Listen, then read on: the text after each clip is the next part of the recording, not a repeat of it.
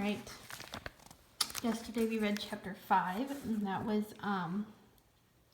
Mr. Hitchcock telling the kids the scary story about, what was it, the lake creature?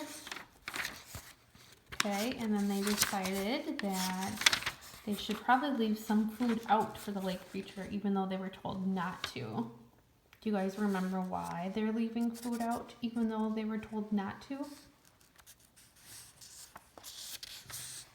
It was because they want to make sure that they don't get eaten themselves. They don't want the lake creature to eat them. So they left food right on the edge of the camp, away from their tents. Okay, and today it's called A Secret Message. So I want to flip through and just see what we might be reading about today. Looks like they got a note. Wonder who it's from.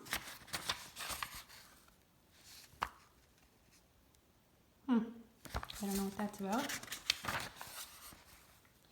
Looks like someone's diving into the lake. Maybe they're looking for the lake creature.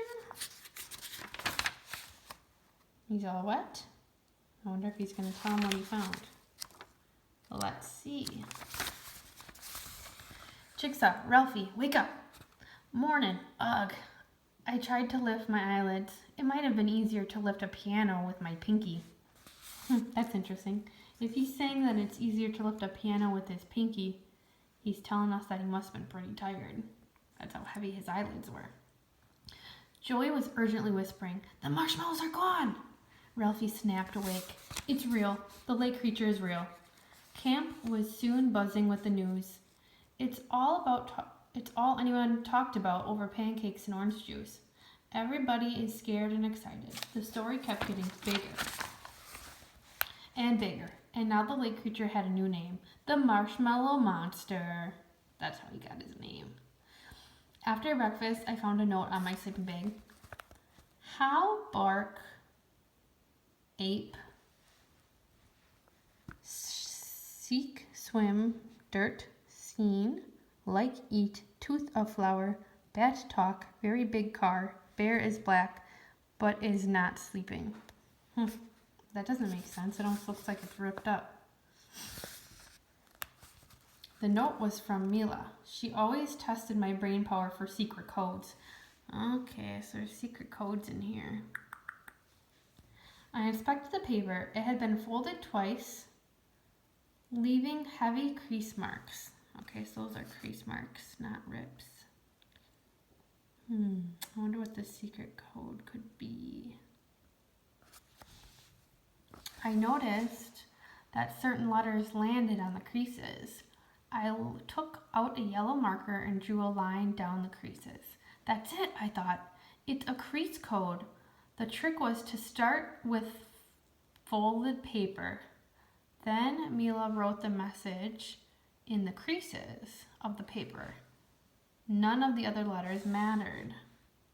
Oh, none of the other letters mattered. We have a new case. Do you guys see that? We have a new case. I quickly figured it out. We have a new case. I found Mila down by the lake. She was sitting across from Danica Starling. They were singing the hand clap rhyme.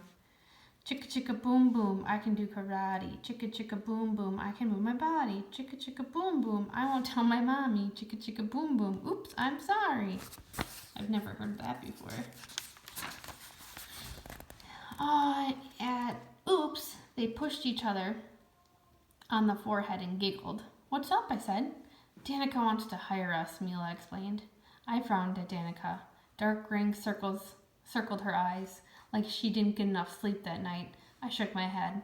Sorry, closed for vacation. I'm not taking any cases. What do you mean you're not taking any cases? Danica said. Just what it sounds like, I replied. I've been working too hard lately. Danica's eyes narrowed. You're afraid, aren't you?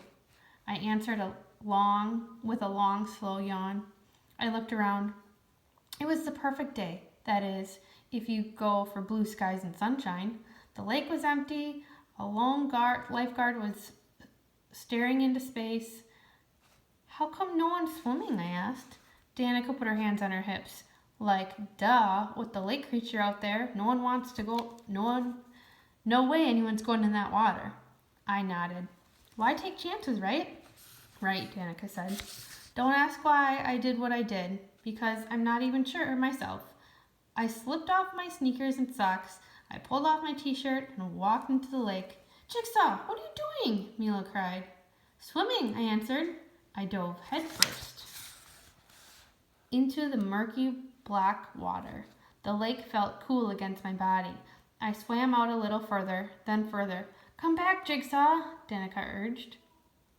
The lake creature, I called back. I'm not afraid of any lake creature. That's when I felt it. Something brushed against my leg. Something slithery, like weeds or a fish or a snake or a finger. I kicked my leg away. My feet strained to touch the bottom. They reached, barely. The bottom was gooey like mud. Oh, do you guys have a connection? Have you ever felt the bottom of a lake? It's kind of yucky feeling. For a brief moment, my feet felt stuck. Not like mud, I thought, like quicksand. A wave of fear washed over me. Then I felt it again. Something scratched against my skin. Something was in the lake with me. What do you think was touching them? I think the author wants us to think it's the lake monster. Something I couldn't see. I kicked my legs free and raced to shore. When I reached the beach, I bent over, panting.